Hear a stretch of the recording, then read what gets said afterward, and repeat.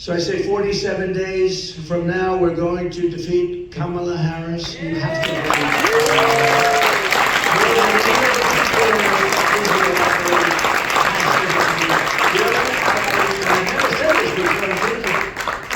Miriam, more than any people on earth, Israel has to defeat her. I really believe that is a disaster for Israel. And you know why, and you've heard her statements. We're going to take back our country, and we're going to make Israel great again, and we're going to make America great again. We're going to make them both great again. We talk about the scourge of anti-Semitism tonight. We're 2 weeks away from the one-year anniversary of the worst attack on the Jewish people since the Holocaust. Without question, on October 7th, which would have never happened if I was president, by the way. I have to always preface it by saying it would have never, ever happened. Innocent men, women, children, and babies were tortured, maimed, kidnapped, and killed. It was an amazing sight, especially if you were able to see, and you don't want to necessarily see it, some of the tapes and film that was made of the atrocity. It was a wake-up call for the entire world, and you have to take it that it is a wake-up call. Get smart. Instead, even here in America, Jewish citizens have been forced to endure the worst outbreak of anti-Semitism in many generations. And so many people shockingly even deny the attack took place. This is a new thing. I saw it recently where they're interviewing people. They said, well, we don't know if there was an attack. I don't know. It's just so terrible. And you know, there were people I read many times during the Holocaust, we had people denying it. They were deniers. They said, we don't believe it ever took place.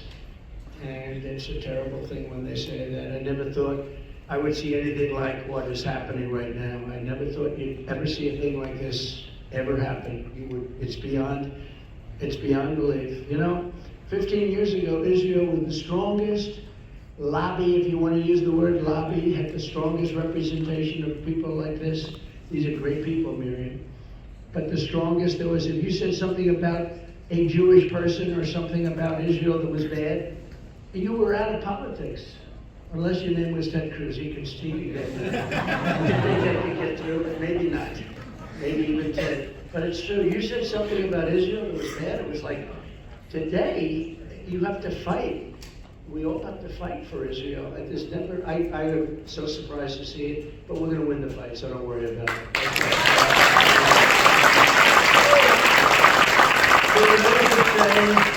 It's very much like a long time ago when you could say anything, but all across our land you've seen Jewish Americans harassed and attacked and terrorized by anti-Semites and Hamas sympathizers.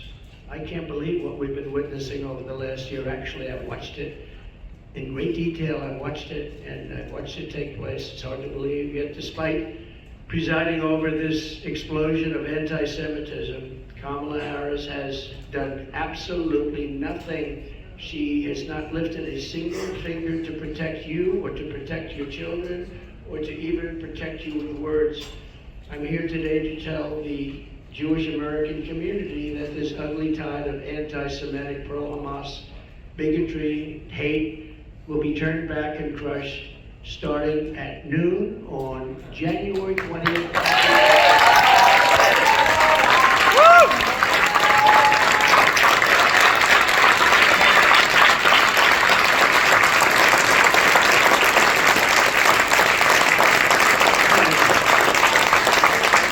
It will be a bright new day for the Jewish community in America. No longer will you have to walk the streets in fear. You're walking the streets in fear, can you believe it?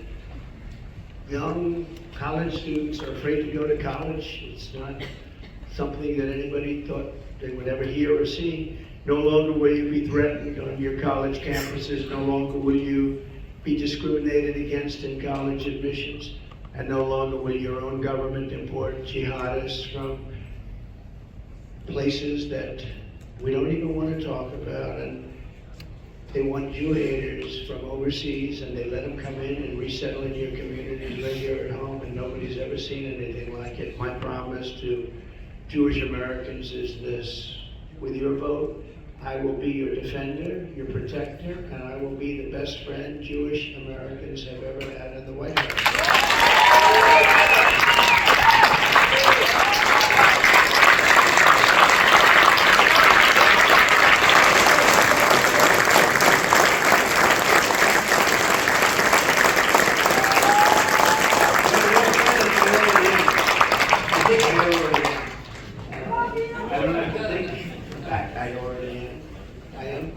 Defender you've had as president by far. I think there'd be no question. Miriam mentioned 4 or 5 of the things. Each individual thing, oh, her husband would drive me crazy. You have to do this, you have to do that. You don't know what I had to put up with. She was like the calming influence. I said, Sheldon, I can't do that. It's too much. He said, no. And every time I got something, he'd immediately stop with something else. You get something, always fighting for us, the Jewish people. But,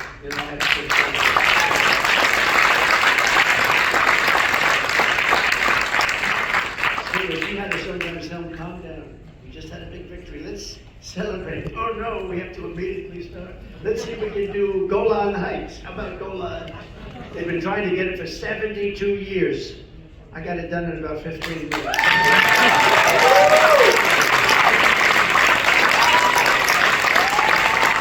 Even Sheldon couldn't believe that one, I tell you. Even Sheldon couldn't believe that one. He said, we just got Golan Heights. They didn't even ask for it. I actually gave you that one you didn't ask for. Ground zero for the outbreak of the anti-Jewish hate under Kamala Harris has been our college campuses. At UCLA a few months ago, Marxist thugs dressed up like terrorists and created, quote, Jew exclusion zones, blocking Jewish students from entering parts of the campus. Can you imagine that? A week after the October 7th attack on Israel, anti-Semites at Miami University in Ohio sent Jewish students and staff an email that said, quote, the best Jew is a dead Jew, end of quote. This is stuff that's not even thinkable. And the colleges do nothing about it, too. Most of them. At Baruch College, a mob of Hamas supporters targeted a group of innocent Jewish freshmen at a welcoming dinner, shouted slurs and mocked them for the death of Jewish hostages in Israel. At Princeton University, radical activists displayed the Hezbollah flag very proudly. At Columbia, you watched that along with everybody else. It was terrible. They took control of the school buildings, these magnificent buildings. They beat the hell out of them, by the way. And the campus became so dangerous for Jewish students at the university, Rabbi told them, please go home, go home. A Yale professor called October 7th an extraordinary day. It was a great day, he said. A Cornell professor said that these heinous attacks were, quote, exhilarating and energizing to everyone. Kamala Harris said that the radical demonstrators on college campuses were, quote, human emotion should be this way. This is her message. This is somebody that's among 2 people. So we started off with 350 million. Of course, we really don't know how many people we have in the country anymore. They're coming in so fast at the border. Many criminals, many from jails, prisons, many from mental institutions, from insane asylums, terrorists. They're pouring in at levels we've never seen before. And she was the border czar. She now says she wasn't, but she was still in charge of the border. She's the one that did it. And I will tell you, the message that she gave is wrong, it's dangerous, and it's unbefitting a candidate for the President of the United States. So think of it, let's assume 350 million. We're down to 2. I told our great First Lady the other day, well, we're down to 2, and now we're leading in the polls by, I think, a lot. I'm calling on Kamala Harris to officially disavow the support of all Hamas sympathizers, anti-Semitism.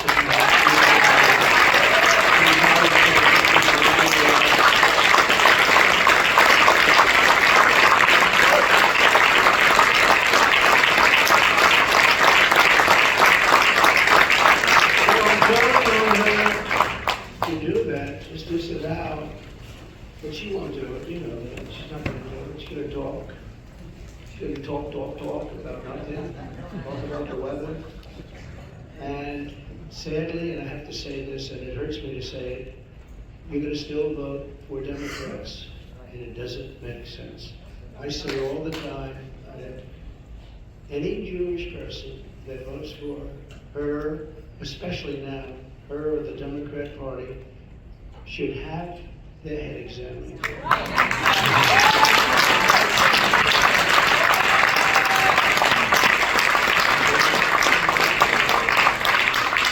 And, you know, I just find it so hard to believe, and part of it is habit, I guess.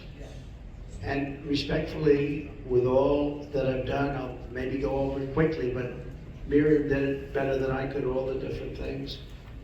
With Golan, with all of the things that we did. And really, the one thing we didn't mention is I terminated the Iran nuclear deal. We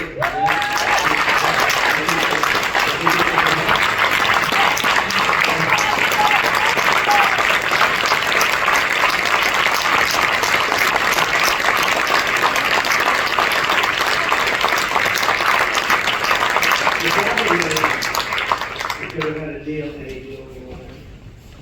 Michael knows that better than anybody. But Biden and Harris, and nobody knows it. You know, when you say Harris, people say, who's Harris? You have to say Kamala.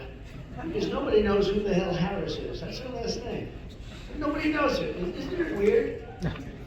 How's Harris doing? Who the hell is Harris? How's Kamala? Isn't it as weird? I can't sort of think like it, so we'll just call it Kamala. But you really, you know, when you think about it, it's amazing that you're such nice people, because a lot of people wouldn't allow that to happen. We're joined today by several dozen Jewish American students from colleges across America. And we are to defeat anti-Semitism and defend our Jewish citizens in America. My first week back in the Oval Office, my administration will inform every college president that if you do not end anti-Semitic propaganda, they will lose their accreditation and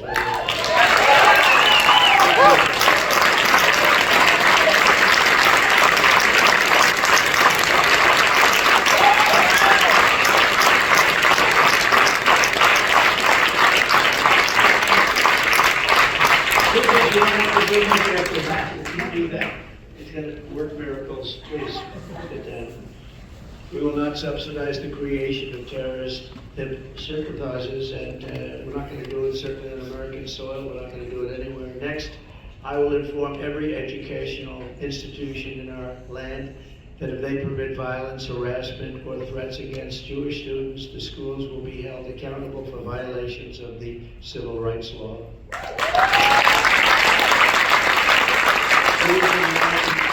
Equal protection under the law, they're going to get it. At the same time, my administration will move swiftly to restore safety for Jewish students and Jewish people on American streets. Jews have been beaten on their way to synagogue in Los Angeles just recently, beaten on their way. Jewish American businesses have been vandalized, yet once again, the Harris-Biden administration has done absolutely nothing about it, doesn't even comment. Here in Washington, radical Hamas supporters tore down the American flag in front of Union Station, set it on fire, and hoisted the Palestinian flag, while police officers and they were spray painting at police officers and at the beautiful monuments surrounding the area and the flag, lions, people, and it was being in the construction business, this is a stone, it's limestone, that when you spray paint limestone, you'll see it in 100 years. They can take it off, but they can't really take it off. You'll see everything that they said in 100 years. It's a very porous stone. And what they've done is unbelievable. But I don't see them getting long sentences in prison like happened to other people. I don't see them even being approached or attacked in any way. They allow them to do it. But watch those limestones. I looked at them the other day, and that stone just sucks up that paint. It goes deep. You're going to see it in 100 years from now. Kamala Harris, let them go. She said let them go. I will end this political violence and harassment once and for all. You know, when I was president, we had a moment where Washington was, in a sense, being attacked. They were trying to pull down statues, and I pulled out about an 1897 statute, very important, and it said that anybody touching, ripping down, or even trying to rip down a monument or a statue in the Capitol or anywhere else in the land up to the president will get 10 years in jail, no probation, no nothing. It's 10 years. It's not 10 years, but you serve 3 days. It's 10 years and you serve all 10 years. You couldn't get a thing like that passed today, I don't think. What do you think, Ted? Not too easily. If you got 2 days, it would be a miracle. No, it's 10 years. It was old. I lifted up this. It was old and dusty, but it read beautifully. And I invoked it, and I had a speech. I said, here's the story. Anybody touching a statue, and it ended when they had Abraham Lincoln ready to be pulled over. You remember that? They said, Abraham Lincoln, now we're hitting Lincoln. And I read it, and I told people that anybody from this moment on that pulls down anything or even tries to pull down a statue, you're going to jail for 10 years. It was an amazing sight, Miriam. Everybody just dropped the ropes. The ropes were left. They dropped the ropes and they started walking out of town, and I was watching thousands of asses from the back.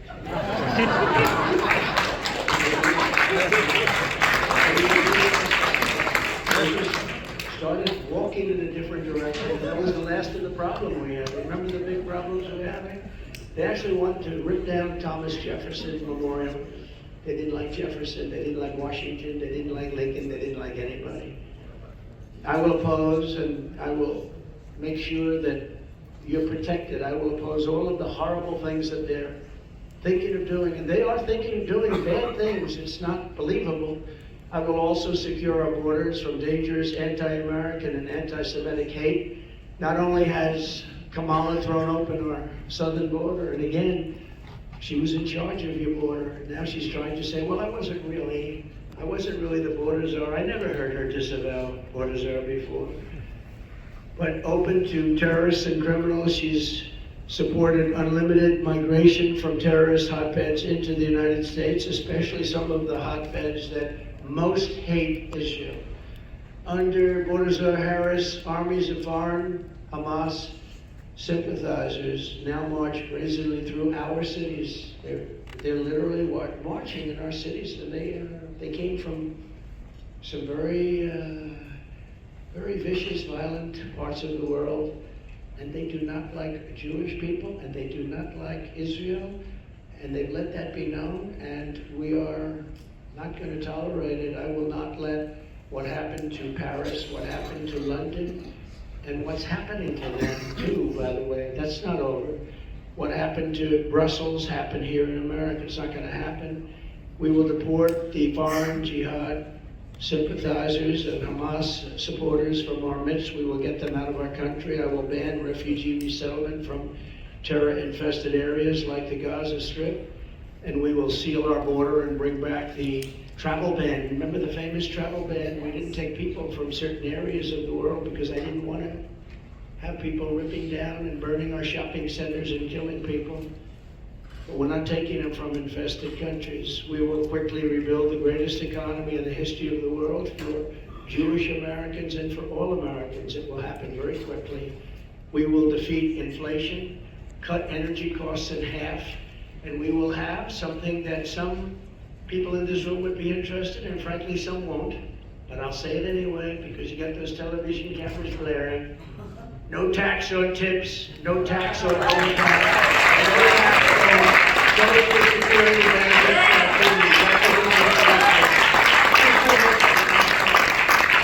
And to help Americans who are buried in crushing credit card debt under the Kamala Harris economy, we will have a temporary 10% cap on credit card interest rates because they're paying 20 and 25% and they're getting decimated. So it'll be a temporary 10% cap. Look, this is the most important election in the history of the United States, and it's also the most important election in the history of Israel. The United States election is the most important election in the history of Israel, actually. If you think about it, how crazy does that sound? But it's true. With all I have done for Israel, I received only 24% of the Jewish vote. Now think of this. I really haven't been treated very well, but that's the story of my life. Think of it.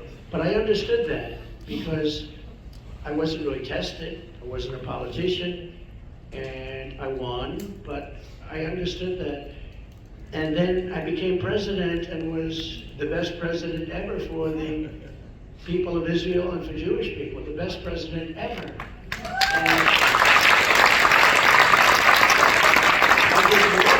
And any president has, and probably any president can do or will do, other than the current situation that's coming up, because I have a feeling that maybe that's going to be more than anything that was even done in the past, if you want to know the truth, because I think Israel's in big trouble.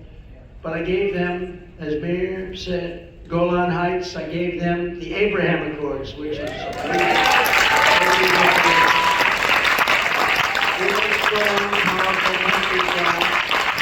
think of it. I would have had every country signed. I might have even had Iran signed, okay? As crazy as that sounds. You're kidding. You know that, Michael. I might have even had that. But we had peace in the Middle East. When I left, we had peace in the Middle East, but I had the Abraham Accords. And it was something that if Obama had done it, that would have been any prize, you named the prize, but they would have had every single prize ever devised by man. I did it, nobody said a thing, and that's okay. I do the right thing. And I was helped a lot by Jared and a lot of other people that really understood what was going on, but I recognized the capital of Israel and opened the embassy in Jerusalem.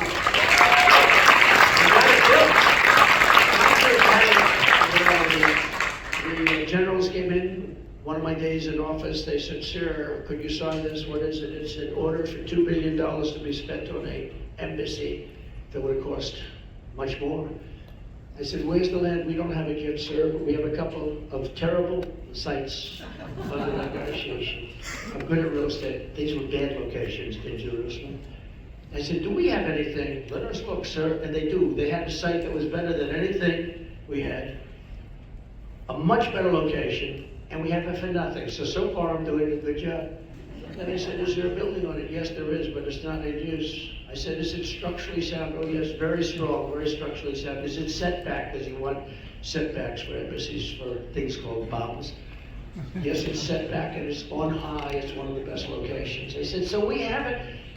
So I dealt with David Friedman. I said, "David, how much would it cost to renovate the building? Give me a good price." And he came back and said $400,000. I said, "David, that's too low." This is the only time I've ever said this. "It's too high, you got him in half." This time I said, "That's crazy. From $2 billion, think of it, to $400,000. And I said, "That's too low, we gotta spend more." And we ended up spending a little bit more than that, very little. And a friend of mine has, a couple of you have heard this, Jerusalem stone in his office building. And every time I walk by the elevator bank, he says, "Look at this stone. It's Jerusalem stone, so expensive." And I said to him, very successful guy, very rich guy, and he was complaining about the prices of Jerusalem. But every time, after 20 times, I said, "Don't tell me it's Jerusalem stone." And we're at the elevator bank, beautiful stone, Jerusalem stone. So I'm there and I say, "Listen, by any chance," talking to one of the contractors, I said, "Do you think you could use Jerusalem stone? Is it expensive?" "No, it's cheap as hell." And we built the whole building out of Jerusalem stone. And we did it very inexpensively, got it open in about 4 or 5 months. You would still be talking about your $2 billion building, Ted. That building would be under talk for about 5 more years, and then it'd spend $5 billion and it would look like hell. This building is better. You'll never do better. Someday they'll rip it down and do some monster, but I was very proud we got it built. And most importantly of all, in my opinion, because I asked, what's the best? Golan Heights, is it? Is it Jerusalem, the capital, moving the embassy and all of that? What is the best? What's the best? Is it the Abraham Accords? And some friends of mine that are very smart, no, not even close. The best thing you ever did for Israel is you terminated the Iran nuclear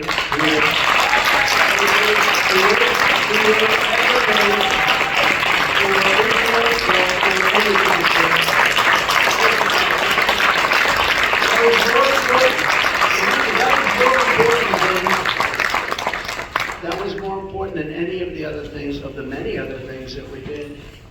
problem is that Harris, Kamala, and Biden did absolutely nothing with it. You could have made after the election, which we had a very bad thing happen with that election. Think of it, if that election were proper, you wouldn't have had Russia attacking Ukraine. You wouldn't have had October 7th, would have never happened because, as you know, Iran had no money at that time. None, zero, nothing. They had no money to fund. There were stories about it, that there was no money for terror. You wouldn't have had inflation. You wouldn't have had that horrible leaving of Afghanistan in such a way, not the leaving because we were ready to leave, we would have left before them, but we were leaving with strength and dignity. That was the worst. I think it was the lowest day, the most embarrassing day in the history of our country. Because of that, probably that's why Putin went in. He would have never gone in with me then. But all of these things, and on top of everything else, I gave them more than $20 billion Israel. And I said, when I did it, I said, I'm the best friend they ever had. And still, in 2020, so remember, I got 25%. Now I did all of these things, and I got 29%. Think of it. So I wasn't treated right. But it's not me that's been treated badly, it's Israel, because you can make a big difference in the vote. You can be a big factor in the vote. I will say places like Miami and different places were great, but honestly, I went from 25 to 29, and based on what I did, and based on my love of the same love that you have, I should be at 100. I should be at 100. The poll, I just told you how good the polls are, but we need every vote we can get. The current polling has me with Jewish citizens, Jewish people that's supposed to love Israel. After having done all of that, having been the best president, the greatest president by far, a poll just came out, I'm at 40%. That means you got 60% voting for somebody that hates Israel. And I say it's going to happen. It's only because of the Democrat hold or curse on you. You can't let this happen. 40% is not acceptable because we have an election to win. So after all of this, I went from 29 to 40%. And people that are smart said to me, friend of mine, Jewish, friend of mine loves Israel, loves everything about your religion and about your country, your place. He said, I can't believe it's happening. It's sad, and he started to cry, actually. He started to cry. With all of this, and he's a tough cookie. I don't think he cried for him. Since he was a little tiny baby, maybe then I don't think he cried. I don't think he cried then. But I will put it to you very simply and gently. I really haven't been treated right, but you haven't been treated right because you're putting yourself in great danger, and the United States hasn't been treated right. So if I don't win this election, and I've been very good, you know, they say Trump's been right about everything. I've been right about a lot of things. Even Ted will admit that. I've been right about a lot of things. And a lot of people said, no, that won't happen, but a lot of bad things happened. And some good things I've been right about too. And I only want to be, so I'm not going to call this as a prediction, but in my opinion, the Jewish people would have a lot to do with the loss if I'm at 40%. Think of it, that means 60% are voting for Kamala, who in particular is a bad Democrat. The Democrats are bad to Israel, very bad. They'll never change because they have a section of their party now which has become amazingly and quickly very powerful, vote-wise. I mean, Chuck Schumer is a Palestinian. What the hell happened to him? I saw him the other day, he was dressed in one of their robes. That'll be next. Now, Chuck Schumer is Hamas all the way. I don't know what the hell happened to him. If you support him, you're crazy. I have never seen, his change may be bigger than Kamala on fracking in Pennsylvania. But if we don't win this election, Israel, in my opinion, within a period of 2 to 3 years, will cease to exist. It's going to be wiped out. That's what's going to happen. It's a tough thing to say, but what difference does it make? From my standpoint, I have to tell you the truth, and maybe you'll be energized, because there's no way that I should be getting 40% of the vote. I'm the one that's protecting you. These are the people that are going to destroy you, and you have 60% of the Jewish people essentially voting for them. If I do win, Israel will be safe and secure, and we will stop the toxic poison of anti-Semitism from spreading all over America and all over the world. We'll get it stopped. But if I don't win, I believe Israel will be eradicated, and you can't let that happen. And I don't think you will let that happen. So you have to, Rabbi, you have to get everybody together, and you have to get them to vote, because it's craziness to say, I'm at 40%. And when I heard that number today, it just came out today, when I heard that number today, I think it was insulting to our country. It was insulting to Israel. You know, it's very interesting. They did a poll in Israel. I'm like at 99% favorable. I could run for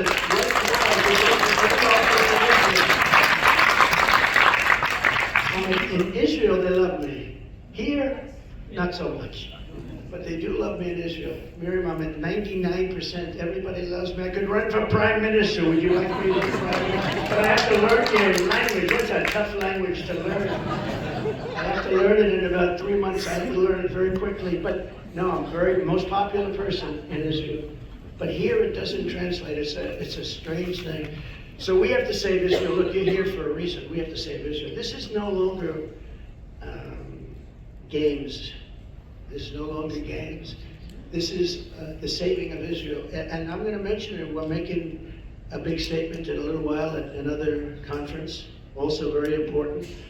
And I'm going to mention it again and again. I believe that Israel will be wiped off the face of the earth if I don't win. And that's a big statement. That's a horrible statement to make. And it's just the way I feel. A lot of people in this room agree with me. Because look at what's happened in the last 2 years. I have never seen anything like it, where something has gone so down so fast, where even Jewish people are protesting in these groups. They're Jewish people. People wearing yarmulkes are in these groups that are protesting with 100,000 people. So they have to change their way, because with your vote, you can reject anti-Semitism in our schools, in our communities, in our foreign policy, and in our immigration system. But all of that starts by rejecting Kamala Harris at the ballot box. She is anti-Israel, and she is anti-Jewish, and you gotta get smart to it. And with that, I have great love and great respect for so many of the people in the room. I have so many friends in this room. I fought so hard for you. But it's time that you fight the real fight. And the real fight is to save Israel. Thank you very much. Thank you.